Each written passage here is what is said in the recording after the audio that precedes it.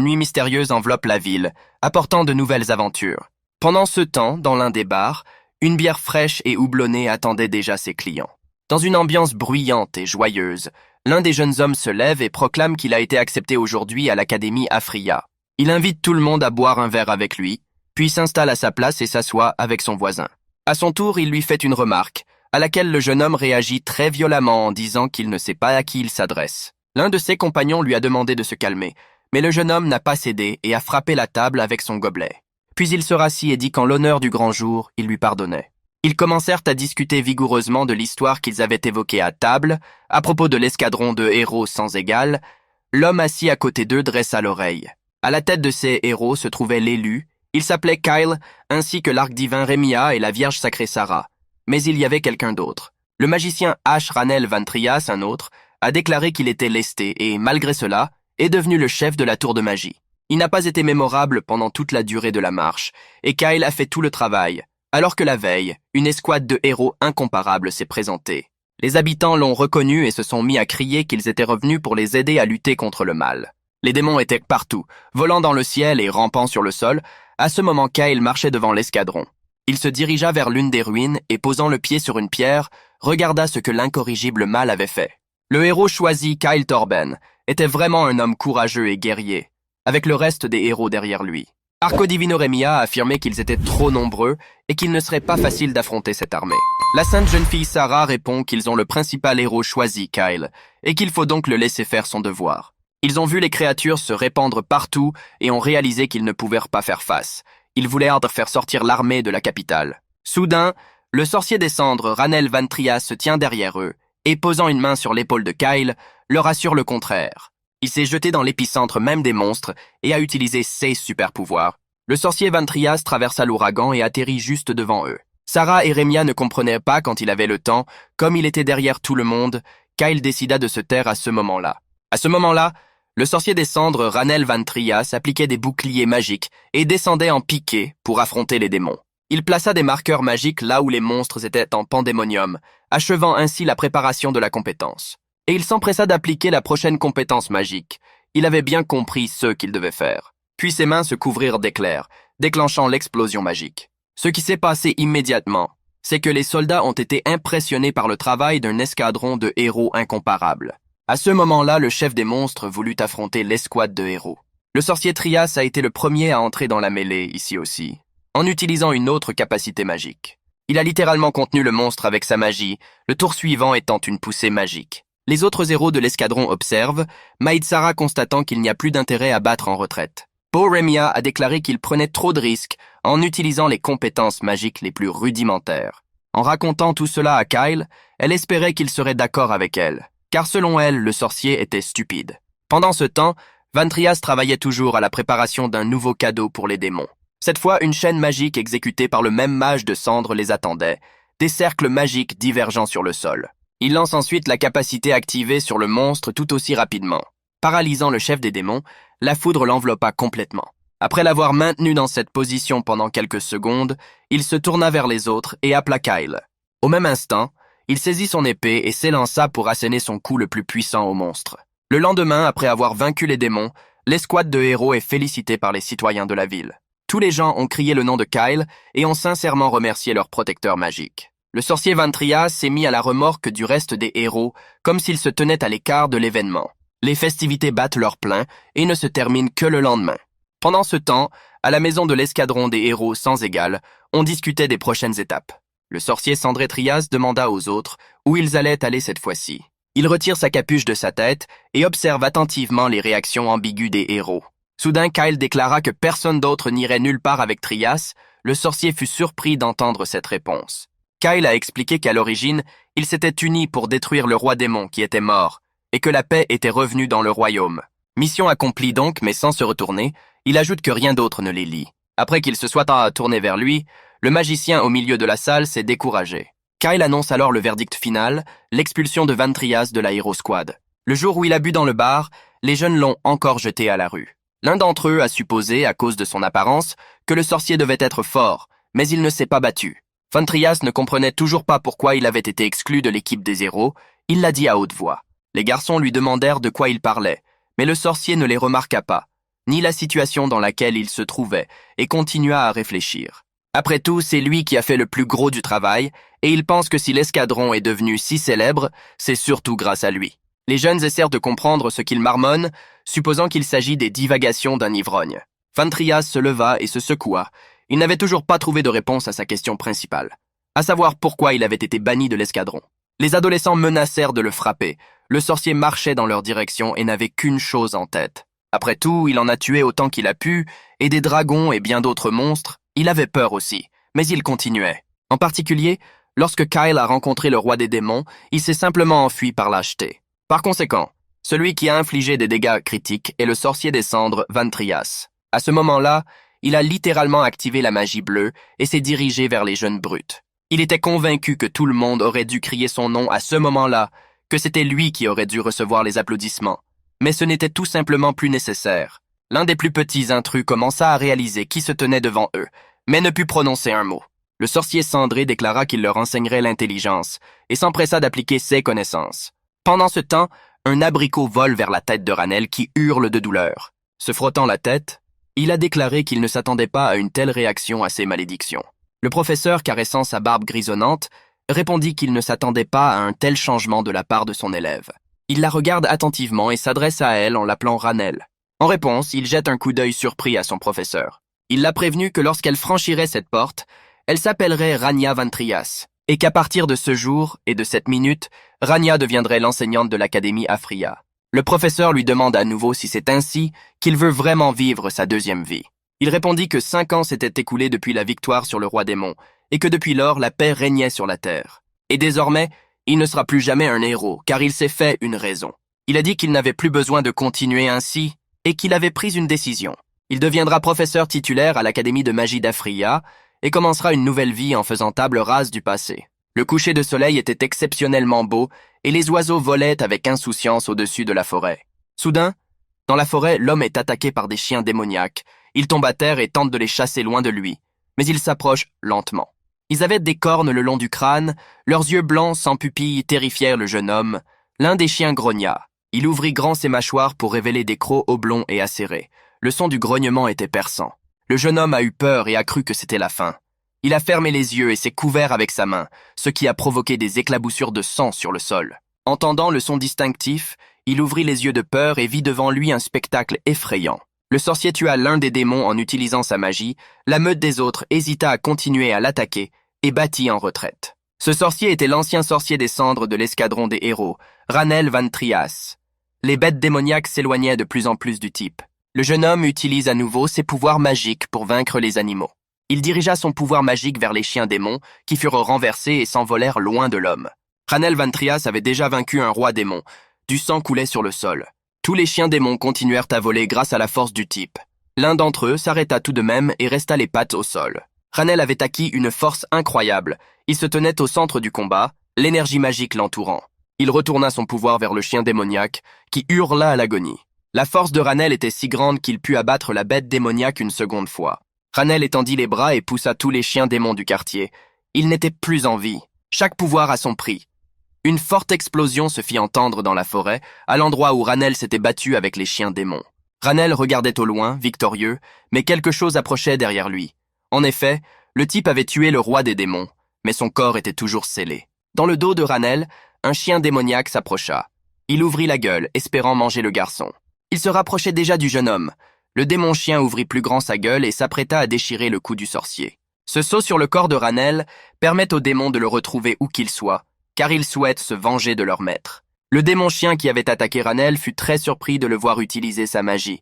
Il créa un cercle magique. Après avoir tout appris, le type a réalisé que s'il restait un antéchrist, il mourrait tôt ou tard. Le magicien a canalisé son pouvoir dans le chien démoniaque. L'animal s'envole grâce à la force de Ranel. L'homme secouru s'assit sur le sol, perplexe. Il ne comprenait pas ce qu'était ce pouvoir. Il s'est avéré que ce magicien était une fille, qui a enlevé sa capuche et a demandé d'un air froid comment l'homme se portait. L'homme allait bien. Il a remercié la fille de l'avoir sauvé de ses démons. Elle serra poliment la main de l'homme. L'homme voulait connaître le nom de son sauveur. La jeune fille avait déjà commencé à répondre, mais elle a bégayé. Elle lui dit que cela n'avait pas d'importance, que la jeune fille lui indiquait le chemin par lequel l'homme pouvait retourner en toute sécurité à la ville, où il pourrait recevoir de l'aide. La jeune fille a failli dire son vrai nom. Ranel Van Trias n'existait plus. La jeune fille rabattit son capuchon sur son visage en réfléchissant et poursuivit son chemin. La jeune fille voyagea longtemps et une longue nuit noire suivit au crépuscule. Cependant, la matinée était enfin claire. On pouvait apercevoir une grande maison au loin et le soleil éclatant illuminait tout. La jeune fille descendait la rampe vers la maison. Cela faisait longtemps qu'elle n'y était pas allée. Un souvenir lui revient. L'ancien H-Mage de l'escadron des héros avait pris sa retraite. Le maître de Ranel le regarda fixement, voulant lui demander quelque chose. On dirait que ce type avait vraiment l'intention de tuer le roi des démons. Il était déjà à la porte et s'apprêtait à partir. Son professeur a ouvert la porte et a demandé au garçon s'il était sûr de vouloir faire ce voyage, car il y avait de fortes chances qu'il meure. La magie de ce type n'était pas parfaite et il n'avait pas achevé sa formation. Il pouvait donc se mettre en danger. Ranel écouta attentivement. Ranel s'incline et s'excuse auprès du professeur en le remerciant pour tout. Le professeur regarde le garçon avec surprise. Le professeur regarda tristement Ranel. Le vieil homme serra les dents d'avoir un élève agité. Ranel poursuivit son chemin. Enfin, son maître lui dit d'apporter la tête du roi démon, et c'est alors seulement qu'il le reconnaîtra comme son disciple. 5 ans passèrent et Ranel, déguisé en fille, revint chez son maître. Il vit l'endroit où il avait promis de revenir. Ranel s'approcha de la porte de la maison de son maître. Il n'avait pas encore apporté la tête du roi démon. Ranel frappe à la porte de son professeur, espérant qu'il sera à la maison à ce moment-là. Le professeur ouvre la porte et se demande qui a été amené. Ranel salue joyeusement son professeur et enlève sa capuche. Devant le professeur se trouvait une jeune et belle fille, en fait la disciple de ce vieil homme qui était revenu après 5 ans. À ce moment-là, le professeur a eu l'impression d'être électrocuté. Il fut très surpris de voir la mystérieuse jeune fille. Le mage de cendre pensa que le professeur avait tout de suite compris qui était la jeune fille, et qu'il avait même compris pourquoi elle était venue. Le professeur pensait que son élève avait été tué au combat, commençait à se lamenter et regrettait de ne pas avoir utilisé la force pour l'arrêter. La jeune fille est troublée. Le professeur pensa que la jeune fille était venue lui apporter sa dernière volonté. Il pleura de chagrin, ne croyant pas que la seule chose qui restait de son élève était la canne qu'il lui avait donnée. Au début, le maître était réticent à laisser partir l'élève, mais il était fier d'avoir lui-même choisi la voie. Le maître avait entendu parler de tous ses exploits et pensait que sa contribution à la défense de l'humanité ne serait jamais oubliée.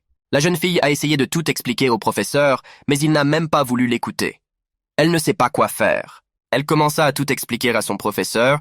La jeune fille lui dit qu'elle était son élève, Ranel. Le professeur ne la croit pas, il sait parfaitement qu'il ne s'agit pas de la même personne. À ce moment-là, la canne dans la main de la jeune fille brille d'une lumière bleue. La lumière du bâton sanctifiait tout ce qui l'entourait. Le maître fut très surpris de le voir. Il comprit immédiatement que c'était bien la couleur du mana de Ranel. Les yeux de l'homme s'illuminèrent. Il demande si la jeune fille est bien Ranel. Le professeur tremble d'étonnement. La jeune fille sourit et répondit qu'elle était en fait son apprentie, et elle s'en retourna. La jeune fille n'eut pas le temps de parler qu'un éclair de tonnerre éclata près d'elle. C'était comme un éclair. La jeune fille réussit à esquiver, choquée par la tournure des événements. Le coup de tonnerre brisa l'arbre derrière la jeune fille. Le professeur s'est retourné, c'est lui qui a lâché un éclair tonitruant. L'homme est visiblement mécontent de la situation. Le professeur dit à Ranel de le suivre. L'éclair lui ébouriffe les cheveux et il reconnaît le tempérament de son mentor. De nombreuses personnes de haut rang ont commencé à écrire au maître après la disparition de Ranel. De nombreuses lettres ont été envoyées à Rosel, l'ancien de la Tour des Mages. Les lettres étaient également adressées au professeur principal de magie de l'académie, Afria. Tous ces gens s'inquiétaient de la disparition de la personne, ils s'approchèrent du mentor du sorcier des cendres. Tous ces gens voulaient savoir où se trouvait leur apprenti, car personne n'avait eu de nouvelles de Ranel depuis plus de 5 ans, et tout le monde s'inquiétait de sa disparition. Le professeur hurle sa colère à Ranel, lui expliquant le nombre de lettres qu'il a reçues depuis le jour de sa disparition, lui demandant de retrouver ce type. Rosel avait gardé toutes ces lettres, elles étaient sur son bureau. Elle emmène la jeune fille les voir. L'homme était furieux que son apprenti soit sur le point de démissionner sans rien dire à personne. Le professeur était même prêt à se débarrasser de ces lettres parce qu'il était sûr que son élève était mort. Rosel sourit et tend à Ranel toutes les lettres depuis qu'elle est en vie. Une lumière bleue apparaît dans le dos de l'homme. Il s'agissait d'une nouvelle lettre du recteur de l'académie d'Afria, Aaron Van Terran. Une lettre d'une personne aussi haut placée était une affaire sérieuse. Aaron écrivait à son cher ami pour lui dire que le printemps était sur le point d'arriver, ce qui signifiait que de nouveaux sorciers allaient entrer à l'académie. L'homme espère que Rosel est prête à enseigner aux nouveaux élèves, mais il a aussi une question personnelle à poser dans cette lettre. Aaron se demande si son ami sait où se trouve Ranel en ce moment. Il voulait le savoir, car les nouveaux doués ont besoin de connaître le héros qui a sauvé leur monde du mal. Mieux encore, les nouveaux venus apprendraient beaucoup de choses utiles de sa bouche. Dans cette lettre, L'homme lui demande de lui faire savoir si Roselle sait où elle se trouve. Ranel décide de brûler toutes les lettres. Son maître lui demanda s'il en était sûr. À ce moment-là, Ranel avait déjà créé une flamme dans sa main avec de la magie. La jeune fille ne voulait pas s'occuper de toutes ces lettres, elles ne l'intéressaient pas. L'enseignant a pensé qu'elle devait faire preuve de respect à l'égard de ceux qui ont écrit ces lettres. C'était le crépuscule. Au-dessus de la maison du professeur, il y avait un coucher de soleil d'une incroyable beauté. Le professeur regarde attentivement son élève et va tout savoir sur elle. Roselle demande ce qu'il est advenu du vrai corps de Ranel. La jeune fille regarde l'homme avec surprise. La jeune fille sourit maladroitement, ne sachant pas si elle devait lui raconter l'histoire. Ranel a été exclu de la brigade et est allé noyer son chagrin dans l'alcool. Des connards ont essayé de l'écraser. C'est alors qu'une créature démoniaque apparut, entourée d'une mystérieuse énergie. Elle attaqua le garçon, le frappa et du sang jaillit de la bouche de Ranel sur le sol. La créature continua d'attaquer en utilisant sa magie. Ranel décida de contre-attaquer, sauta au sol et commença à conjurer. Lui-même ne comprenait pas très bien ce qui lui était arrivé, et comment il s'était retrouvé dans le corps de la jeune fille. L'histoire ressemblait plus à une fiction. Le professeur se détourna et pensa que le garçon avait sans doute une raison de changer ainsi d'apparence. La jeune fille est surprise que le professeur ait cessé de l'interroger aussi facilement. Roselle se demande ce que la jeune fille va faire maintenant. Elle répondit qu'elle ne pouvait plus être aventureuse. Ranel est venu demander conseil à son professeur. La jeune fille tenait une lettre avec un sceau rouge. La lettre provenait du recteur de l'Académie d'Afria, Aaron Van Tyrant. Des chiffres magiques flottaient autour d'elle. Le professeur réfléchit et en se grattant la barbe, il a une idée géniale. Il propose à Ranel de visiter l'Académie d'Afria. La jeune fille regarde le professeur avec surprise. L'homme pensait pouvoir ainsi répondre à la demande de son vieil ami, qui souhaitait le retour du sorcier des cendres. L'Académie Afria était un lieu grandiose, avec d'immenses et beaux bâtiments, une fontaine de vent et des bancs tout autour. La jeune fille regarda le professeur avec détermination. Il semblait être un bon choix pour la suite des événements. Le lendemain, l'Académie d'Afria brillait au soleil. On y discutait de l'arrivée d'un nouveau professeur de magie. Aaron Van Teranta, recteur de l'Académie royale de magie d'Afria, était très heureux d'avoir un nouveau collègue, et ce même sur la recommandation de son ami. Roselle était assise dans le bureau d'Aaron, qui avait recommandé à son ami un sorcier très compétent, capable d'apprendre beaucoup à ses nouveaux élèves. Le vieil homme pensait que son ami serait heureux de voir le nouveau professeur en action. Aaron était sûr qu'il s'agissait du magicien des cendres. Le directeur était très intrigué. Aaron était prêt à passer un contrat avec lui immédiatement. Il ouvrit un tiroir du bureau. Rosal le corrigea en disant que le professeur serait une fille. Ce serait son adorable fille. Le vieil homme sourit et dit à Aaron de faire confiance à ses capacités, que la jeune fille pourrait faire face à son nouveau travail. Le directeur fut surpris que son ami ne fasse pas référence au sorcier cendré. Roselle ne comprenait pas pourquoi son ami pensait ainsi. Roselle présenta la jeune fille. Elle s'appelait Rania Van Trias. Elle était incroyablement talentueuse et virtuose en magie. Le vieil homme continua à parler de la jeune fille de façon flatteuse. Aaron est furieux. Il serre les dents de colère. Le directeur a surgi de derrière son bureau et a déclaré que les règles étaient les mêmes pour tous et que le personnel ne pouvait pas recommander ses enfants ou d'autres membres de sa famille pour un emploi et qu'il ne pouvait donc pas l'embaucher comme enseignante. Roselle prend un air sérieux, ne s'amusant pas de l'entêtement du directeur. Après tout, cela faisait des années qu'il disait qu'il ne pouvait pas trouver d'aide pour son département en raison de l'énorme charge de travail. Ici, Roselle a trouvé un autre grand professeur. Le directeur s'est levé de table et a expliqué que cette année était particulièrement importante pour eux tous, car ils recevaient des talents incroyables qu'ils n'avaient pas eus depuis 10 ans. Aaron a jeté les candidatures des étudiants à son ami et a exigé de les voir. Il était contrarié par le fait que Roselle allait faire du népotisme et demandait à embaucher sa fille. Roselle regarda avec intérêt les candidatures des nouveaux élèves. Il remarqua qu'il y avait parmi eux de nombreux sorciers compétents. Roselle était persuadée que seule sa fille pouvait les gérer tous. Le directeur est furieux que son ami ne l'écoute pas. Rania arriva un jour à l'académie. Elle entra dans la bibliothèque de l'Académie royale de magie. Dans la bibliothèque, des étudiants étaient assis à des tables. 6 ans se sont écoulés depuis sa dernière visite à l'académie, mais rien n'y a vraiment changé. La jeune fille parcourt avec intérêt la bibliothèque de l'académie qu'elle a elle-même fréquentée. Rania se souvient des paroles de son professeur, qui lui avait conseillé d'approfondir ses connaissances en matière de magie, puisqu'elle allait désormais l'enseigner à d'autres personnes. La jeune fille pensait que le vieil homme ne la connaissait pas du tout, car elle avait depuis longtemps lu tous les livres de cette bibliothèque et elle n'allait pas acquérir de nouvelles connaissances ici. Rania elle-même ne comprend pas pourquoi elle écoute le professeur et se dirige vers la bibliothèque. Devant elle, elle aperçoit un étudiant portant une cape de l'académie. La jeune fille entend les paroles indignées des élèves qui ont du mal à apprendre. Le gaz assis à la première table s'est exclamé que son mana ne sortait pas. Il était désespéré. Sa plume, pour une raison inconnue, ne faisait plus de symbole avec le mana.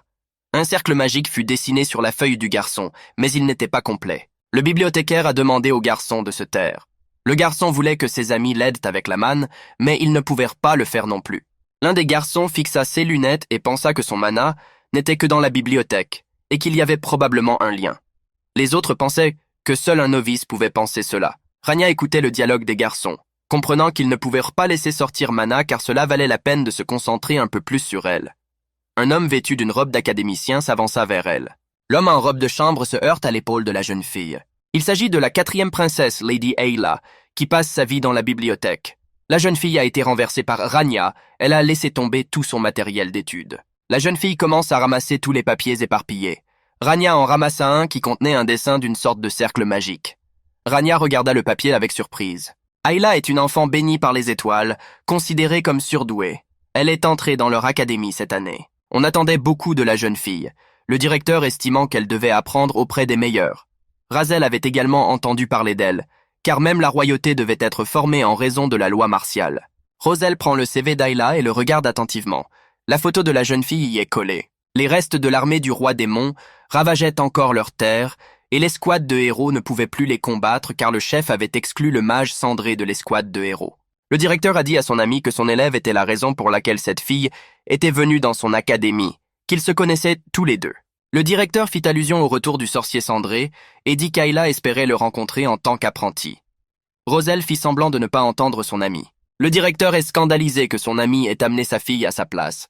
Rania est sûre que la fille qu'il a rencontrée est la 4e princesse du royaume, Lady Ayla. Il y a 6 ans, il venait tous les jours dans sa bibliothèque et lui demandait de lui parler de magie. À l'époque, Rania était encore dans son corps du passé. Rania se rend compte qu'Ayla a beaucoup changé et grandi depuis lors, et qu'elle ressemble désormais à une grande fille. Ayla ne comprend pas pourquoi Rania la fixe et lui demande si elle est magicienne. Rania essaie de détendre l'atmosphère et dit que tout le monde à l'académie est un sorcier.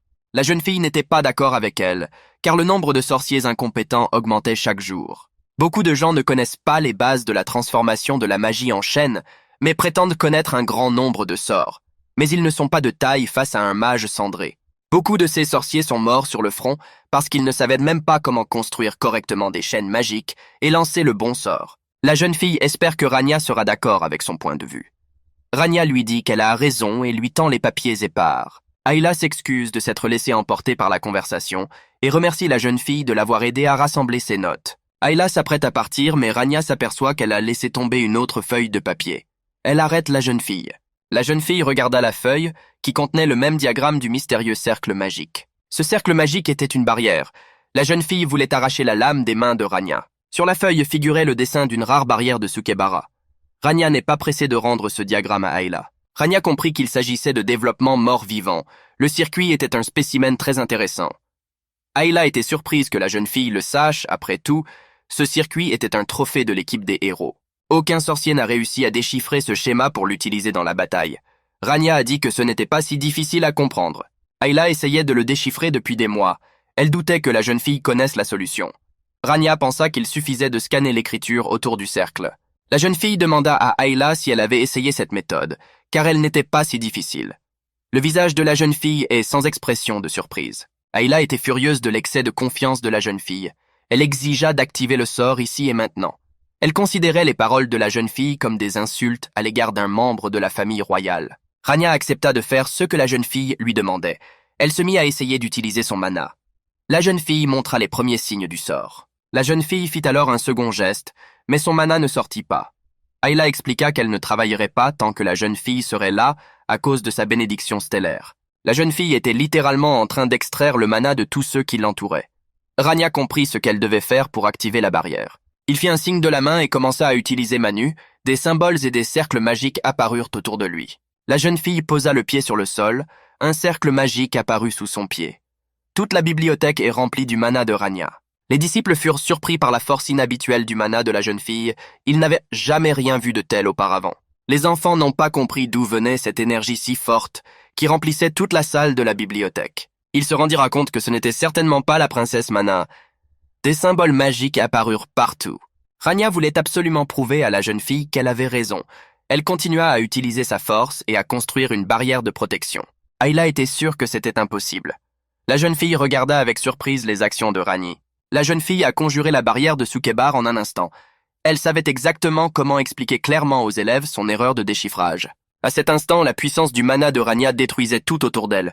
Les élèves pouvaient à peine s'asseoir à leur pupitre. Rania allait montrer à la jeune fille comment elle était capable de conjurer une barrière protectrice. Grâce à sa magie, tout ce qui l'entoure brille d'une lumière éclatante, visible même à l'extérieur de l'académie. Rania est assise à la table avec Roselle. Elle n'a pas reçu le contrat de travail. Le vieil homme pensait qu'Aaron abandonnerait tôt ou tard et engagerait la jeune fille. Roselle tousse et dit que le directeur est toujours trop sérieux quand il s'agit de l'académie. Il ne reste plus qu'à attendre le verdict du directeur. Rania s'excuse auprès du professeur car il a dû supporter tant de choses pour elle. Roselle rassure la jeune fille en lui disant qu'il faudra trouver un autre moyen de lui trouver un emploi. À ce moment-là, 2 hommes en uniforme se dirigent vers la maison du vieil homme. On a frappé à la porte de la maison de Roselle. On cherchait le professeur. Rania a été surprise par cette visite inattendue. Le professeur leur a ouvert la porte. Les gardes de la princesse sont venus chez elle. Les hommes se sont excusés pour cette visite soudaine. Ils devaient transmettre un message de la princesse à Rania. Le professeur a dit qu'elle était sa fille. L'un des gardes d'Ayla a offert à la jeune fille un uniforme de l'académie, joliment emballé dans une boîte cadeau. Une lettre de la 4e princesse est également offerte avec le cadeau. Rania est surprise par ce cadeau soudain. Ayla souhaite apprendre la magie auprès de la jeune fille. La lettre précise qu'à partir de ce jour, Rania devient officiellement professeure à l'Académie des arts magiques d'Afia. Pendant ce temps, au château d'Ayla, la jeune fille est informée que le décryptage du sort de défense a été envoyé au front. La jeune fille remercie Sir Havel. Sir Gavel se rendit compte que quelque chose le tracassait. La princesse regarda son garde avec inquiétude. Le type était ennuyé que Rania ait déchiffré le sort de mort-vivant si facilement. Ils avaient enquêté parmi les soldats, mais personne n'avait entendu parler d'elle. Guy se demande comment une femme qui n'a jamais été sur un champ de bataille peut déchiffrer ce plan en quelques minutes. Ayla lui répond que c'est vraiment étonnant. En raison des compétences extraordinaires de Rania, elle veut que la jeune fille la forme. Sir Gavel fit remarquer qu'elle n'avait pas encore été interviewée par les professeurs du département de magie. La princesse est d'accord avec lui. Le garçon se demandait si la fille en était capable. La princesse est sûre que Rania réussira et deviendra son professeur. La jeune fille regarde par la fenêtre de son château avec un sourire. Elle a de grands projets pour Rania. À cette époque, chez Roselle, Rania se prépare à un entretien. La jeune fille a déclaré qu'elle ne voulait pas porter la robe de chambre qu'on lui avait donnée. Roselle est fâchée par l'attitude de la jeune fille. Après tout, la princesse avait acheté ce costume spécialement pour elle. Elle lui dit de se changer immédiatement. Il y aura des sorciers de la tour à l'entretien parce qu'Aaron n'était pas d'accord avec l'avis de la princesse sur l'embauche de Rania.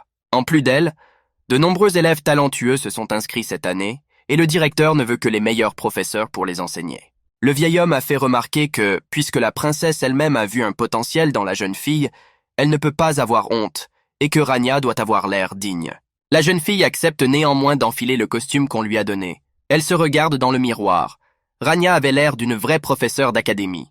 La jeune fille avait rencontré la princesse il y a 6 ans à la bibliothèque et maintenant elle lui donnait ses objets. Cela semblait étrange à la jeune fille. Rania se dit que la jeune fille est peut-être en train de deviner quelque chose. Cependant, elle les abandonne rapidement et se rend compte qu'elle réfléchit trop. Rania doit se dépêcher pour ne pas être en retard à l'entretien. Il fait beau et les cerisiers sont en fleurs. Rania et Roselle se rendent à l'académie. Ayla les attendait déjà à l'intérieur. Certains enseignants ont demandé en plaisantant ce qu'était Belarushka. Quelqu'un était assis sur une chaise d'honneur et tapotait nerveusement dessus. Le professeur de magie noire Edward ne pouvait pas croire que l'homme était nerveux avant de rencontrer la fille de l'ancien de la Tour des Cendres. Une fille assise à côté de lui avait l'air très anxieuse, les coudes posés sur la table. La fille avait tout écrit sur son visage. Edward se moquait d'elle. Il s'agit de Sally Dobera, professeure de magie légère. La jeune fille n'était pas nerveuse, elle était agacée, et elle ne voyait pas l'intérêt de perdre son temps avec un sorcier dont personne ne savait rien. Ils étaient sur le point de se battre et ont commencé à taquiner la fille qui buvait l'élixir de longévité. Elle ne s'était pas battue depuis qu'elles étaient à l'académie. Un membre du personnel de l'académie tousse et annonce l'arrivée de Roselle Van Trias. Il a également indiqué que sa fille, Rania Van Trias, candidate enseignante à l'académie Afria, était arrivée avec lui. Tous les enseignants se sont tournés vers la porte avec surprise, voulant regarder l'aspirant enseignant. L'ancien de la Tour des Cendres n'avait plus formé personne depuis longtemps, son dernier élève étant un mage cendre de l'escouade des héros. Les 2 hommes entrèrent dans le hall de l'académie. Les professeurs n'ont pas compris qui était cette jeune fille. dont le mérite a été reconnu par le professeur Roselle lui-même. La princesse Ayla regarde en souriant Rania, qui est entrée dans la pièce. Elle attend l'arrivée de la jeune fille. La princesse se leva de table pour mieux voir la jeune fille. Rania est entrée dans la salle en pleine parade, vêtue d'une magnifique robe offerte par la princesse Ayla. Tous les professeurs de l'académie ont regardé la jeune fille avec surprise, car ils étaient négatifs à son égard depuis le début. Ils ne comprenaient pas qui elle était et comment elle avait pu contrôler Manu malgré sa proximité avec la princesse. Les professeurs n'avaient jamais entendu parler de cette fille. Les élèves ont déclaré que Rania avait pu libérer Manu en ignorant la bénédiction de la princesse Ayla. Mais les professeurs ont estimé qu'ils exagéraient trop. Rania se sentait mal à l'aise face au regard des professeurs. Elle s'assoit mal à l'aise à la table à côté de Roselle et écoute tous les commentaires des professeurs. Sally proposa de commencer l'entretien, puisque tout le monde était en place. La princesse est d'accord avec la jeune fille. Saeli a présenté Rania comme une jeune sorcière et une candidate à l'enseignement. La jeune fille a dit qu'elle n'avait pas besoin d'être présentée. Rania n'était pas d'accord. Elle n'avait aucune idée de qui elles étaient. Sally se lève de table et déclare qu'aujourd'hui, elle et les enseignants prouveront que la jeune fille est tout à fait incompétente et inapte à être enseignante. La seule chose que la jeune fille possédait était une recommandation de l'aînée de la tour magique de Roselle. Et jusqu'à présent, on ne savait rien d'elle. Aucun mérite au combat, ni aucune découverte. Saeli était sûre que Rania n'avait aucune idée de la manière d'enseigner la magie aux autres. La jeune fille écoutait maladroitement la professeure qui la dépassait sans se soucier de rien. Sally se lève de la table et tape dessus. Il allait multiplier les arguments pour prouver son point de vue. Un prince d'un pays nordique est venu à l'académie.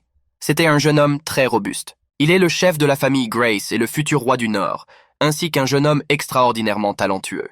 Saeli pensait donc que Rania n'était pas capable de former une personne aussi talentueuse. Rania a demandé à Roselle qui était la dame. Il a tout expliqué à la jeune fille. Edward est d'accord avec Sally. Il est surpris que pour une fois, ils la soutiennent, malgré leurs désaccords et leurs disputes constants.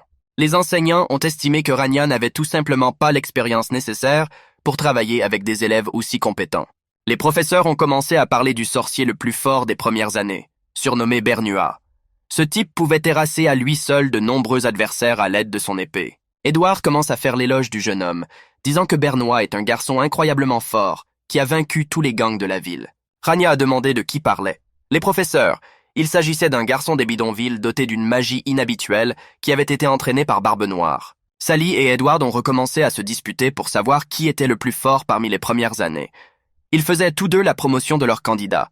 L'un des professeurs leur a demandé de se calmer. Roselle regarda sérieusement la façon dont ses compagnons se disputaient. Ils n'aimaient pas leurs paroles. Roselle voulait faire de même et expliquer pourquoi il pensait que Rania était une bonne candidate pour le poste. Le vieil homme comprenait tous les enseignants. Ils étaient préoccupés par l'avenir des élèves de l'académie, qui dépendaient directement de leurs professeurs. Roselle estime que ce n'est pas à eux d'évaluer les compétences de Rania, mais aux étudiants de décider s'ils veulent apprendre d'elle. Les professeurs ont réfléchi à la suggestion de Roselle. La jeune fille a souri en écoutant les paroles de son professeur. Elle était contente de sa suggestion. Roselle voulait parvenir à un accord avec les enseignants sur l'emploi de Rania. C'est le jour de l'examen de placement pour les étudiants de première année. Rania n'en savait rien. Roselle a posé comme condition que si la jeune fille réussissait ce test, elle serait engagée comme enseignante à l'académie. Rania regarde son professeur avec surprise. Elle n'avait pas réalisé qu'il avait un tel plan. Rania est contrariée que le professeur ne lui ait pas parlé de son plan, car elle ne connaît même pas l'essence de l'épreuve. Les héros arrivent à la forêt de Harmeil. Les professeurs commencent à expliquer le déroulement du test de niveau. Les étudiants de première année se pressent autour d'eux. Les garçons ne comprenaient pas pourquoi ils avaient besoin d'un autre test, puisqu'ils avaient déjà passé les examens d'entrée. Les étudiants s'en indignaient, car ils avaient suffisamment de cours et n'avaient pas le temps de passer des examens bizarres. Les élèves n'ont pas compris pourquoi ce test était administré spécifiquement dans la forêt de Harmeil. L'un des enseignants a demandé à toutes les personnes présentes de se calmer, faute de quoi elles n'entendraient pas tous les termes de l'épreuve. Rania s'ennuyait de ce test. Elle bâilla doucement. À ce moment-là, les élèves ont vu quelqu'un s'approcher d'eux. Ils ont immédiatement compris de qui il s'agissait. Vers eux marchèrent fièrement les meilleurs des meilleurs parmi les primo-arrivants. Parmi eux se trouve la princesse de leur pays, Ayla. Les plus forts ne sont que 4. La princesse Ayla était la première, suivie de 2 autres garçons et d'une fille. Ils sont entrés sur recommandation des professeurs de la tour magique. On les appelle les nouveaux héros de l'humanité. Rania ne se sent pas bien. Elle n'aime pas particulièrement l'idée de faire ce test. La jeune fille ne comprend pas qui a eu l'idée de donner des cours aux petites heures du matin, car elle a envie de dormir. L'un des professeurs prend la feuille avec les conditions de l'examen et commence à les expliquer. Une plaque de bois avec des hiéroglyphes était suspendue à un arbre. L'homme a annoncé que le test de niveau allait commencer. Tout le monde a écouté attentivement le professeur. Rania s'ennuie, se gratte la tête et se dit qu'elle a envie d'une tasse de café. La familiarisation avec le contenu de l'épreuve de répartition pour les étudiants universitaires a commencé, mais il y a d'abord eu l'annonce des changements dans le corps enseignant. C'est César, professeur agrégé de magie élémentaire, qui en fait la lecture. Il a présenté la nouvelle assistante, Rania Van Trias, aux élèves. La jeune fille a dit bonjour. Elle était heureuse de rencontrer les enfants. Les élèves commencent à parler du nouveau professeur. César commence alors à leur expliquer comment se déroulera le test de niveau. Le test aura lieu dans la forêt d'Hermine. Pour les épreuves, les élèves seront répartis en 4 régions. Nord, Sud, Ouest et Est. Au centre se trouve une source de mana. Au centre de chaque région se trouve une pierre magique. Les élèves recevront des points en fonction du nombre de fois qu'ils auront touché la pierre magique dans leur région. La défense et l'attaque sont autorisées dans une certaine mesure. Toutefois, si les observateurs estiment que les élèves sont allés trop loin, ils ont le droit d'intervenir. La règle la plus importante était de ne pas s'approcher de la source de mana de la forêt, quelles que soient les circonstances. Tous les élèves doivent savoir pourquoi. Rania ne sait pas de quoi parle César. La jeune fille se demande pourquoi ils font un test dans un endroit problématique. Le visage de César change en un instant. Il ajuste ses lunettes avec colère. Le professeur se souvient de quelque chose. Ils n'ont pas encore décidé dans quelle région le professeur associé Rania sera observateur. Comme la jeune fille est arrivée un peu plus tard que les autres, César lui donnera une longueur d'avance. L'homme claque des doigts. Une carte de la forêt est apparue dans les airs. Rayaoui devait être un observateur dans la région du Nord. César a souri d'un air narquois. Il a dit qu'il n'y aurait pas de problème et qu'il pensait que la fille se débrouillerait bien. Les visages de tous les élèves ont changé. Ils regardent César avec crainte. Apparemment, cette région est dangereuse. L'explication des règles est terminée et le test de placement pour les élèves de terminale commence. Tous les élèves ont commencé à se rendre dans leur région, se sont dit au revoir et se sont promis de se revoir à la fin de l'examen. Les garçons se sont rassemblés en groupe et ont été téléportés par des cercles magiques vers leur secteur. La jeune fille réfléchissait encore à la région où elle devait se rendre. À ce moment-là, on l'appela soudainement. César lui a crié dessus. Rania a remarqué qu'il souriait toujours. La jeune fille se doute de quelque chose. Il s'approche de César. Il va lui parler de la région du Nord pour qu'il sache ceux qu'il risque de rencontrer. L'homme sourit d'un air narquois et dit que cet endroit était spécial, tout comme la fille. Il contiendra Belnoa de la tour de magie noire et Larkvan de la tour de magie blanche. César explique que les 2 étudiants ont été envoyés dans la région Nord. Il demande à Rania si elle peut s'en occuper. César se moqua de la jeune fille, car un conflit d'intérêts se préparait entre les maîtres des tours magiques. Et si l'un des représentants était blessé, les partisans ne se tairent pas. Il s'avère que César y a tout intérêt, car il attend depuis des années de devenir l'assistant du professeur Rosel et ne peut se laisser voler sa place par la jeune fille. Ces 2 étudiants sont très doués. Il faudra que Rania s'occupe bien d'eux. César rit et pense que c'est la fin de la règle du népotisme. La jeune fille a eu l'impression que l'homme la regardait de haut et a donc décidé de se rendre dans la région du Nord. Rania était ennuyée qu'il y ait autant de fous à l'académie. Elle se dirigea vers le portail de téléportation. Le commandant de la tour a alors été informé que les tests avaient déjà commencé. Édouard se tient pensif dans son bureau, fixant quelques papiers sur sa table. Le CV de Rania se trouve devant l'homme. Celui-ci le regarde attentivement. Il tapote nerveusement sur le bureau. Édouard allait attendre patiemment les résultats du test, mais il a été distrait par quelque chose d'étrange. Rania Van Trias est devenue l'observatrice de Belnoa lors de l'épreuve de qualification. Edward était sans doute le seul à avoir remarqué cette particularité, car la tour de magie noire surveillait de près ceux qui accumulaient le sort dans leur corps. Cependant, même l'homme ne pouvait pas savoir combien de sorts il gardait en lui, ni à quel cercle il appartenait. Même Edward, le maître de la tour magique, ne pouvait pas lire la jeune fille. Cela l'a beaucoup surpris. Edward allait laisser ses pensées de côté pour l'instant et profiter du test de niveau. Selon lui, ce qui s'est passé ne devrait pas affecter les résultats de l'examen. Edward soutenait son candidat et pensait que l'élève de White ne pourrait jamais battre Belnoa. Edward était sûr que le maître de la tour blanche avait une expression idiote sur le visage en ce moment, car son candidat allait certainement perdre. À ce moment-là, dans la forêt d'Hermin, dans sa région nord, la manne volait partout et quelque chose de dangereux se préparait. Quelqu'un a marché sur le sol et a commencé à utiliser la magie rouge sombre. C'était Belnoa qui utilisait la technique du tissage d'ombre. Le mana de Belnoa se répandit dans toutes les directions à partir du jeune homme. La silhouette de quelqu'un se dessine au loin dans la forêt. Il descendait la rampe en direction du jeune homme. C'était Lark Van Grace de la tour de magie blanche, qui regardait son adversaire d'un air tendu. Belnoa reconnut le garçon et pensa qu'il s'agissait du jeune homme dont le vieil homme noir avait parlé. Dans le passé, Edward avait dit au garçon de prouver qu'il était meilleur qu'un élève de la tour blanche. Belnoa, rempli de colère, décida d'exécuter les ordres du vieil homme. Le garçon lança un regard furieux à son adversaire. De la magie noire flottait autour de lui. Lark Van Grace remarqua le garçon et se retourna vivement. Lark adopta une position de combat et dit à Belnoa de ne pas se cacher et de sortir, car les vrais guerriers ne se cachent pas. Belnoa se mit à courir de toutes ses forces vers son adversaire et l'attaqua, avec sa magie noire. Belnoa commença à attaquer Lark, qui lui lança brusquement un éclair de magie noire. Lark décida de contre-attaquer, lançant ses haches magiques remplies de son mana sur Belnoa. La hache remplie d'énergie blanche coupa facilement en deux le jet de magie noire de Belnoa. L'homme est déconcerté par la force de son adversaire. Belnoa décida d'agir, dirigeant un autre flux de magie noire directement sur la hache, en colère. Le garçon faisait un grand effort pour faire face à Lark avec dignité. Résister aux attaques du candidat à la tour blanche était plus difficile que Belnoa ne le pensait. Il fut projeté en arrière par la force de ce type. En une seconde, Lark n'était plus visible, pensa Belnoa alors qu'il disparaissait. À ce moment-là, Belnoa remarqua quelque chose au-dessus de lui. Le jeune homme se crispa. Au-dessus de lui se trouvait Lark. Belnoa pensa qu'il avait vraiment l'air d'un mage de bataille. Lark avait une vitesse supérieure et une bonne masse de combat. Le garçon donna un coup de hache et commença à s'abattre sur Belnoa. Il frappa son adversaire de toutes ses forces avec sa hache. Belnoa réussit à se défendre avec un bouclier de magie noire. La force de Belnoa l'a déstabilisé, et il a été déconcerté de ne pas pouvoir dominer son adversaire. Belnoa pensait que l'histoire du troll déchiré n'était pas qu'une rumeur. Le garçon pensait qu'il lui serait difficile de vaincre Lark en combat singulier. Son adversaire se préparait à attaquer à nouveau. Le gars était déterminé et pensait qu'il n'avait pas encore perdu. Il allait utiliser une nouvelle technique. La main du jeune homme était bandée. Belnoa bougea son doigt, du sang en coula, il utilisait une technique d'offrande. Un cercle de magie noire s'est formé autour de lui et s'élève dans le ciel. Le type était sur le point d'attaquer. Rania a regardé le combat de ses étudiants. La jeune fille pensait que ses enfants étaient très bons. Rania était assise dans un arbre. Elle trouvait merveilleux que les garçons soient si énergiques, qu'ils se battent si vigoureusement les uns contre les autres. Les maîtres de la tour se vantaient d'une manière telle que la jeune fille ne pouvait pas savoir s'ils disaient la vérité. Mais les garçons s'avéraient vraiment bons dans ce qu'ils faisaient. Lark semblait pouvoir être envoyé sur le champ de bataille dès maintenant, et il n'était pas étonnant qu'il soit devenu l'apprenti numéro 1 du maître de la tour blanche. Cependant, Rania s'inquiète de l'envoyer du maître de la tour noire. La fille pensait que même s'il pariait sur une vraie bataille, ce que faisait le gars était exagéré. Les étoiles de ce monde sont le reflet de la vérité.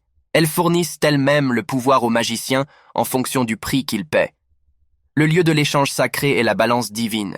La compréhension du dispositif de la balance divine est nécessaire au mage qui va l'utiliser. Par conséquent, seul un petit nombre de mages est capable de résister à un certain flux d'énergie provenant de la balance. Mais il y a un revers à la médaille. Les magiciens qui n'ont pas pu conclure de pacte avec les étoiles ont créé un nouveau concept. Ils ont construit une imitation de la balance divine à leur image. Mais contrairement au vrai, ces balances nécessitent une offrande et il s'agit toujours d'un sacrifice du corps. C'est la technique utilisée par Belnoa. Il ne s'attendait pas à une victoire facile dès le départ et s'efforça d'utiliser son pouvoir. Le type pensait que la mort était naturelle. Il s'est cassé un doigt de la main droite à main nue. Puis Belnoa en a brisé 3 autres avec les doigts de la même main. C'était son offrande. Une énergie sombre commença à s'accumuler autour de sa main. Lark sentit un sentiment désagréable l'envahir. Le garçon se mit en alerte. Son instinct lui criait que cette chose était dangereuse et qu'il devait fuir. Devant Lark se tenait Belnoa, complètement enveloppé d'énergie noire. Lark se sentit obligé de reculer un instant. Le garçon tremblait de peur et commençait à reculer en titubant. À ce moment-là, Lark a frissonné, souri et pensé que ses pensées de retraite étaient effrayantes. Il estimait que, quelle que soit la situation, un combattant n'avait pas le droit de s'enfuir. Lark utilisa la technique d'accélération et se précipita vers le danger. Belnoa pensait déjà que son adversaire allait s'échapper. Celui-ci adopta une position de combat et se prépara à attaquer. À ce moment-là, Belnoa fut attaqué de haut par Lark. Il vola droit sur le jeune homme, sa hache scintillant au soleil. Lark brandit sa hache et frappa Belnoa de toutes ses forces. Ce dernier eut le temps de réagir et de se défendre avec son énergie noire. Lark appliquait de plus en plus de force sur sa hache, essayant de percer la barrière protectrice de Belnoa. Mais le gars avait du mal à le faire. Lark se rendit compte que quelque chose avait définitivement changé chez son adversaire, mais sa tactique de combat restait la même folie. Belnoa était surpris que Lark qualifie ainsi ses tactiques. Il ne comprenait pas qui était ce type pour dire ce qui était bien et ce qui était mal. Belnoa utilisa à nouveau le pouvoir du présent. Il regarda sa main gauche et, en un instant, 3 doigts furent brisés. Alondra ne comprenait pas ce qu'était ce sentiment sinistre qui l'enveloppait de la tête aux pieds. À ce moment, l'énergie noire de Belnoa devenait de plus en plus forte. Belnoa envoya sa langue sanglante vers Lark. Lark n'eut pas peur et courut droit sur le garçon. À ce moment-là, Rania apparaît. Elle arrête les combats. Les garçons se figent en position d'attaque. Les garçons ne comprenaient pas ce qui se passait. Ils ne pouvaient pas bouger leur corps. Ils étaient terrifiés. Rania a expliqué que l'agressivité ne devait pas dépasser les bornes, comme cela a été le cas pour elle, et qu'elle devait cesser de se battre. La jeune fille a utilisé le pouvoir de la retenue. Elle a demandé si les garçons étaient attentifs. Rania fit un geste de la main et utilisa son énergie pour briser la magie noire de Belnoa. Le gars était surpris de voir que la fille détruisait son ombre. Elle ne pouvait toujours pas bouger. Rania regarde la main ensanglantée de Belnoa aux doigts cassés. La jeune fille devait soigner son élève, elle allait commencer par son bras. Rania commença à utiliser sa magie. Sa magie atteignit la main de Belnoa en un instant, et ses doigts commencèrent lentement à se reconstituer. Le garçon ne se rendit pas compte de ce qui se passait. Belnoa se rendit compte que la jeune fille avait interféré avec son accord avec la balance et l'avait invalidé. Il ne savait pas qu'une telle chose était possible. Le garçon est étonné par les capacités de la jeune fille. Il se demande qui elle estimated. Au bout d'un moment, la forêt devint silencieuse. Le soleil brillait dans le ciel, illuminant tout autour d'eux. Lark, debout devant son adversaire, reconnaît humblement sa défaite. Le garçon serra les mains en poing, convaincu qu'il ne pourrait pas échapper à son adversaire. Lark pensait qu'en se cassant le bras, l'ombre de Belnoa disparaîtrait. Cependant, le jeune homme se rendit compte que même si le membre avait complètement disparu, il ne serait allé nulle part. Belnoa a déclaré que Lark avait vu juste. Lark s'inclina humblement devant Belnoa, répéta qu'il avait perdu et reconnu sa défaite. Cependant, le jeune homme était préoccupé par autre chose, regardant intensément dans la direction de la jeune fille. Lark se demandait si tous les professeurs étaient aussi forts qu'elle. Elle n'arrivait pas à croire qu'elle avait réussi à utiliser un frein alors qu'ils étaient tous les deux au sommet de leur pouvoir. Lark se dit qu'elle était peut-être une observatrice inhabituelle. La jeune fille était pensive, se dit-elle. Quel dommage. Rania ne comprenait pas pourquoi deux personnes de haut niveau étaient envoyées dans la même zone. Peut-être que l'académie avait besoin de se débarrasser de l'une d'entre elles. La jeune fille était sûre qu'ils étaient tous deux dignes d'apprendre. Elle va les promouvoir tous les deux. Les garçons la regardent avec surprise. En une seconde, la jeune fille a eu une idée géniale. Elle s'est illuminée de bonheur. Rania a appelé les garçons et leur a dit de la suivre. Ils marchent un moment dans la forêt ensoleillée. Les garçons sont enfin arrivés, suivant la fille. Ils ont été très surpris de voir la destination. Rania conduisit les garçons jusqu'à la fontaine de mana au centre de la forêt. La jeune fille se tient fièrement devant elle. Rania sourit largement et demande aux garçons de se lever un instant. Elle a quelque chose à faire. La jeune fille pose ses propres conditions. Si Belnoa tient 1 minute au printemps, elle fermera les yeux sur l'utilisation de la magie. Et si Lark tient 1 minute, il demandera au professeur Roselle de l'améliorer. La jeune fille était sûre que l'orgueil de Lark n'accepterait pas une autre issue. Les garçons savaient que s'ils s'approchèrent de la source, la manne dans les vaisseaux sanguins deviendrait incontrôlable. La fille a dit que cela ne se produirait que s'ils plongeaient leur corps jusqu'aux oreilles et s'éloignaient suffisamment du centre. Cependant, ces vaisseaux sanguins seront légèrement blessés et ses poumons seront remplis de sang. Il y a encore une petite chance de mourir, mais elle est très très petite. Les garçons ont été horrifiés par ces paroles. Rania a donné aux garçons le temps de réfléchir et ils ne savaient pas s'ils devaient accepter la proposition de la jeune fille. Les garçons ont eu peur. Belnoa repoussa sa peur et se demanda s'il devait aller à la fontaine. Le garçon a cessé d'hésiter et a dit résolument qu'il le ferait. Lark répondit que dans ce cas, il irait lui aussi à la source de mana. Guy estimait qu'un guerrier du Nord ne devait pas accepter la défaite aussi facilement. Lark ne tolérerait pas non plus d'être dépassé. Belnoa n'était manifestement pas satisfait de la détermination de son adversaire. Les garçons retournèrent vers Rania, leur test allait commencer maintenant. Les garçons se tenaient juste devant la fontaine de mana. Des gouttes magiques jaillissent de la source. Les garçons plongent prudemment leurs pieds dans l'eau. Ils ont tous deux plongé dans les eaux de la source. Les garçons se débrouillaient bien jusqu'à présent, pensait-il. C'était assez facile. Rania a commencé à compter les secondes que les garçons passèrent dans la fontaine. La jeune fille a fait le premier décompte. À ce moment-là, quelque chose d'étrange a commencé à se produire pour les garçons. Le souffle de Belnoa se bloque, il ne peut plus respirer. Le garçon ne comprenait pas ce qui lui arrivait. Rania a compté jusqu'à 3. Les bouches des garçons commencent à saigner. Ils luttent pour ne pas tomber. La fille a fait le 4e décompte et a demandé aux garçons de lui faire savoir s'ils se rendaient compte qu'ils n'en pouvaient plus. Rania, assise sur un rocher non loin de la fontaine de Man, ne cesse de compter le temps. Les garçons étaient très malades.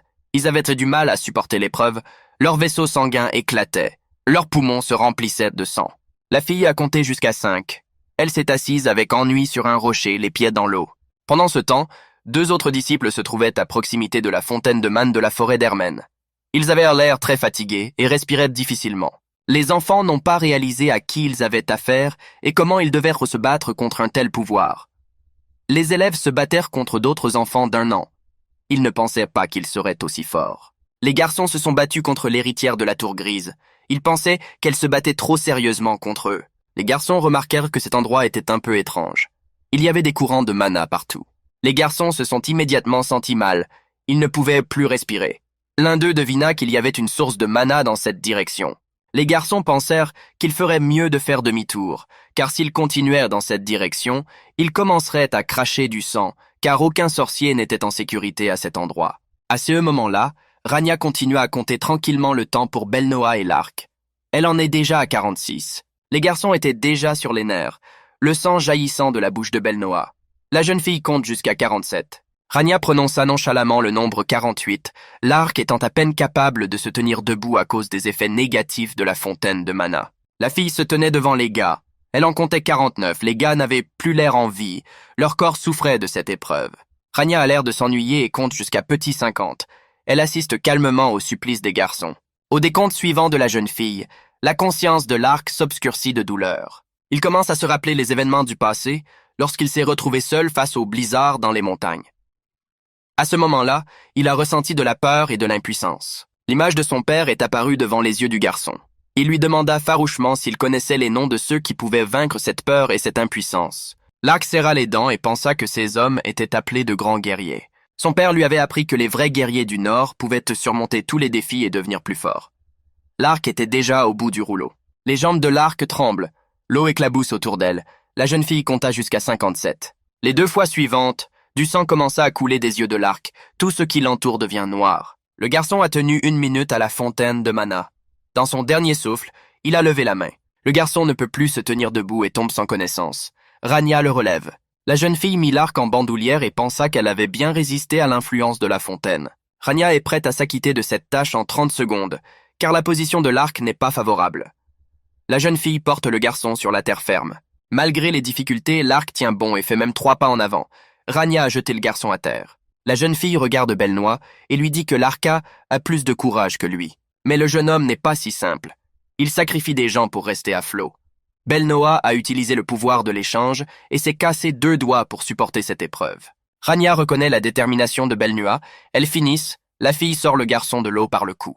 En conséquence, Belnoa a également perdu connaissance. Rania l'a jeté au sol à côté de l'arc. En les observant, Rania se souvient qu'une fois, leur tentative s'était également soldée par un échec. Rania regarda autour d'elle, la fontaine de mana bouillonnant d'énergie. Une question troubla la jeune fille.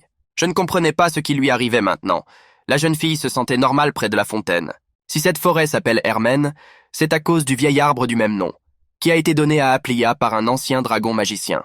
Il y a une source de mana sous l'arbre. En fait, cela ressemble à une grande flaque d'eau. La jeune fille regarda attentivement l'arbre. Rania descend lentement son pied dans l'eau de la fontaine de Man. Lorsqu'un mage s'approche de la source, il est saturé de mana qui entre en résonance avec la magie de son corps, et cette confrontation supprime rapidement la force vitale. La jeune fille était immergée dans l'eau, marchant près de la source et cherchant quelque chose. Rania se souvient de l'épreuve qu'elle a subie dans le passé. À l'époque, ses vaisseaux sanguins avaient hurlé lorsqu'elle avait été immergée dans l'eau. La jeune fille avait trouvé le corps de son petit ami mort dans l'eau. À ce moment-là, le mana résonnant rétrécissait les vaisseaux sanguins de Rania, et elle devenait folle d'hallucination. 8 ans s'étaient écoulés depuis, et la jeune fille se demandait combien de temps elle pourrait encore tenir.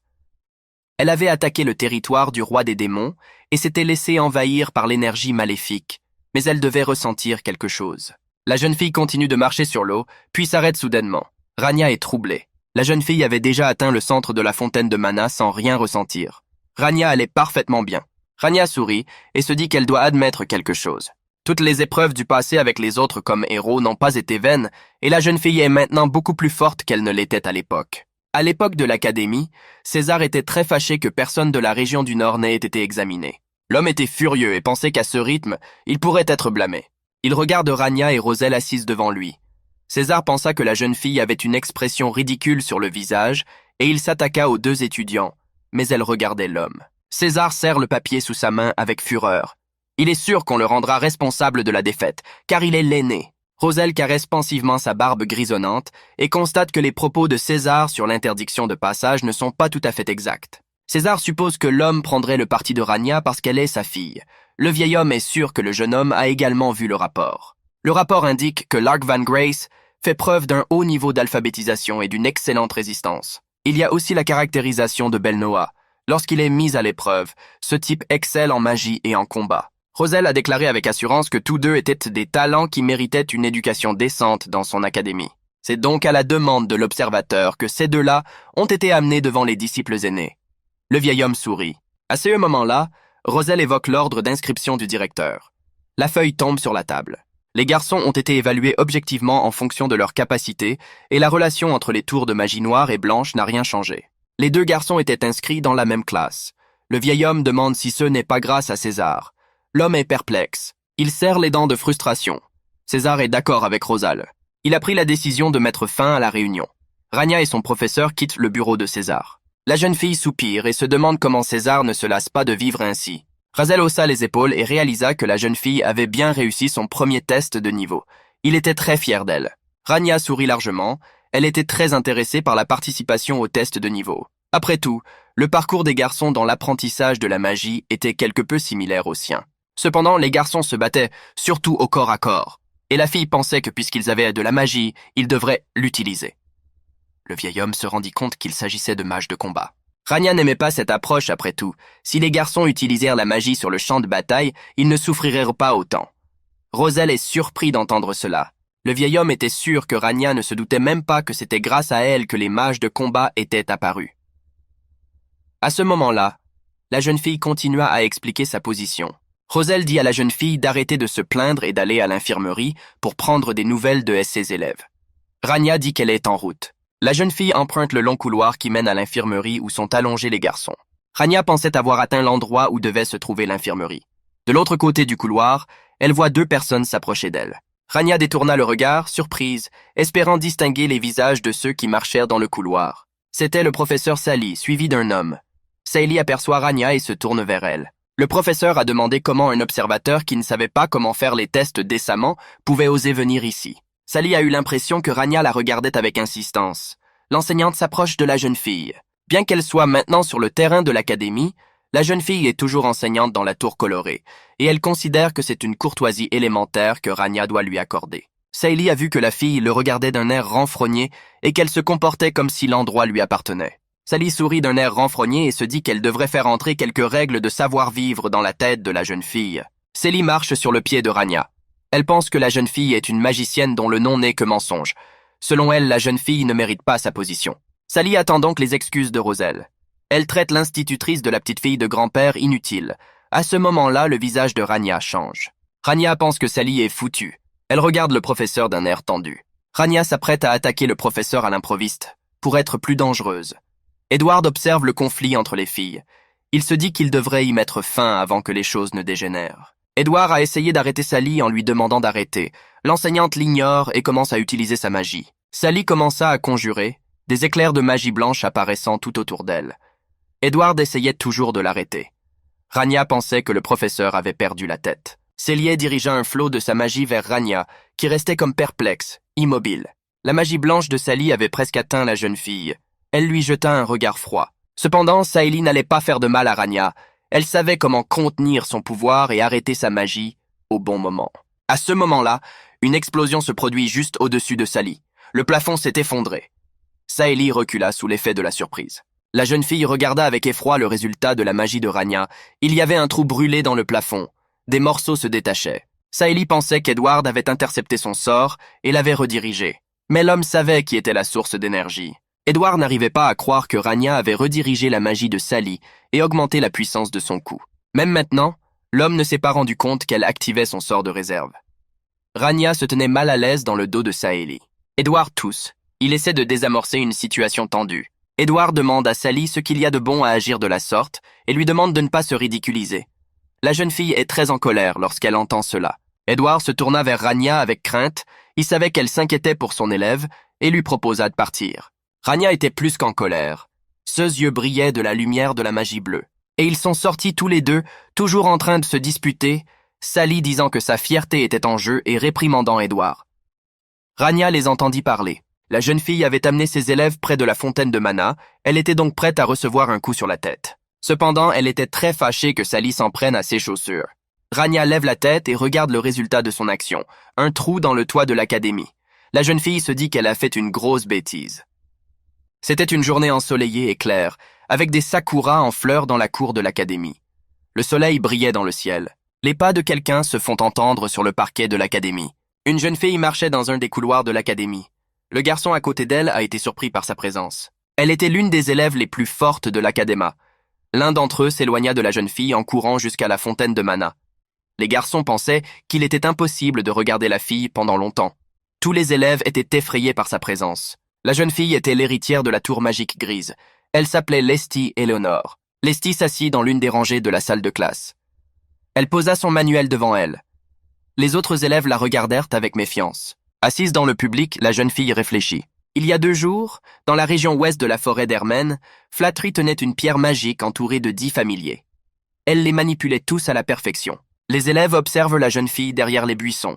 L'un dit à l'autre d'abandonner, qu'ils peuvent essayer d'aller dans une autre région. Flattery a l'impression que quelqu'un l'observe dans son dos. La jeune fille ferma les yeux et utilisa la technique du dédoublement de la vision. Au même instant, un oiseau de son mana se matérialisa au-dessus de Flattery. Il vola très haut dans le ciel. La jeune fille oiseau scruta les environs de la forêt. Il semblait que tous les participants proches avaient abandonné. Flattery a estimé qu'il était temps de mettre fin à l'usage de la force dans cette affaire. Soudain, la jeune fille se rend compte d'une chose. Elle regarde à travers les yeux d'un oiseau. Elle est stupéfaite. Lesty a vu Rania Van Trees, l'observatrice de la région nord. Rania était toute mouillée. Lesty ne comprenait pas comment cela avait pu arriver. Après tout, la seule source d'eau dans la forêt devrait être une source de mana. Lesty pensait que c'était impossible, puisqu'après avoir passé autant de temps dans ce milieu, tout le monde était assuré de mourir. Lesty savait que même le seigneur Raniel n'oserait pas s'approcher du centre de la fontaine de mana. Elle pensait qu'une fille ne pouvait pas gérer une telle chose. La jeune fille se souvenait qu'enfant, elle était constamment comparée à Lord Raniel. Elle avait été considérée comme un mage inférieur, et elle avait été tenue à un niveau plus élevé.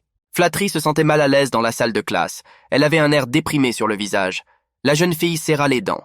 À ce moment-là, la porte de la salle de classe s'est ouverte. Les garçons n'ont pas réalisé qui était entré. Après tout, il devrait maintenant y avoir des échanges de base et de mana. Les étudiants se rendent compte que ce n'est pas le professeur Roselle qui présentera la conférence d'aujourd'hui.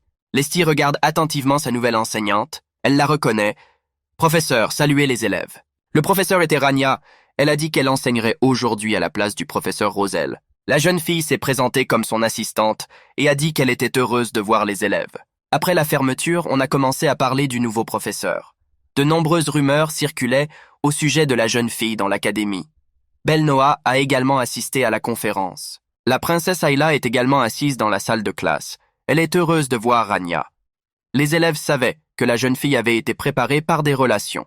Les garçons pensaient que le professeur Roselle n'avait jamais besoin d'un assistant et qu'il y avait donc beaucoup de népotisme à l'académie. Lark regarda attentivement le professeur. Rania entend toutes les conversations des garçons dans la salle de classe. Elle attend le début du cours. Un peu plus tôt, Roselle lui avait demandé de lui donner une leçon, car il devait se rendre à une réunion de la tour magique. La jeune fille doutait que ce soit une bonne idée.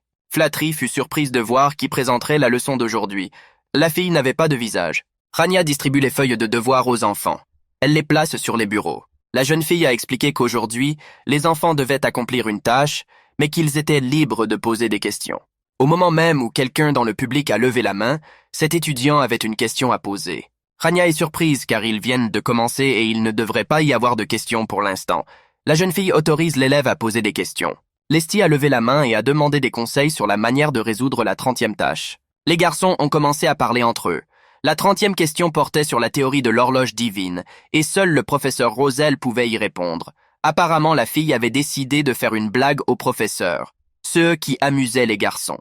Rania prend la feuille de devoir et commence à lire pensivement le 30e devoir. Les garçons ont trouvé qu'il était très habile pour faire semblant de penser. Ils se sont moqués du professeur. Un élève a déclaré que le niveau de connaissance dans la classe de Roselle était peut-être trop élevé pour une fille. Cependant, Roselle a prévenu la jeune fille qu'elle n'était pas forcément d'accord avec les élèves et qu'il était inutile d'essayer de leur expliquer ce qu'ils devaient simplement faire et qu'ils comprendraient au fur et à mesure. La jeune fille a du mal à comprendre car elle agit toujours pour apprendre. Roselle a déclaré avec colère que ses élèves ne lui ressemblaient pas. Le vieil homme sourit et ajoute que la jeune fille pourrait ne pas se retenir afin de préserver sa réputation. Rania se rend compte que le professeur avait prévu cette situation avec la 30e question. Bien sûr, le professeur lui avait dit de ne pas se retenir, mais la jeune fille pensait qu'elle ne devait pas causer plus de chaos. Rania a décidé de prendre son temps et de commencer à étudier. À l'époque, Lesti avait déclaré que la jeune fille ne connaissait pas la réponse à cette question. Lesti a ajouté qu'elle avait des attentes exagérées à l'égard du professeur adjoint Rosel. Les élèves ont été surpris par l'attitude insolente de la jeune fille. Flattery conseille à Rania de faire plus d'efforts, même si elle est arrivée grâce à un lien. La jeune fille devrait avoir appris au moins les bases. Lesti pensait qu'il était trop tôt pour que Rania devienne assistante. Rania lui répondit que si la jeune fille avait tant besoin des écailles divines, elle pourrait facilement les matérialiser.